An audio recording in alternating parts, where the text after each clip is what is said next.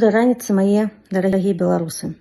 Сёння субота, як бы выходны дзень. Мне вельмі часта у асабістыя паведамленні пішуць, каб я расказала, як я жыву. Што мне сёння трэба зрабіць? Трэба памыць, пасціраць, все пагладзіць, паўцюжыць, наварыць есці дзеткам, нават не котлеты, хоць бы што папрасцей. Але ж у мяне сёння ёсць две важныя справы. Першая важная справа для сына.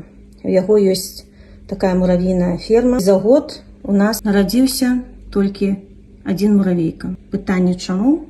Трэба сёння выясніць. Можа, хто ведае. Ну і другая вельмі важная справа. Сёння дачка папрасіла дапамагчы ей папрыбіраць у клетцы нашых папугаяў. Знаёмцеся, гэта беласнежка і лісцік. Добрых вам выходных. Калі маеце такую магчымасць, правядзіце іх з сям'ёй.